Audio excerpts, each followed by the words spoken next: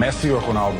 uguhangana gukomeye cyane hagati ya Cristiano Ronaldo ndetse na Lionel Messi. Impaka zikomeje gucika, buri wese iyo umubajije akubwira ko akunda Cristiano, undi ati nkunda Lionel Messi, ariko benshi batandukanye. Rero buri wese agenda gusubiza buri kimwe bitewe n'amarangamutima ye. Ubwo kandi icyo bivuze ni uko izi mpaka zizahoraho paka kuko aba bagabo babiri bakoze ibintu bidasanzwe.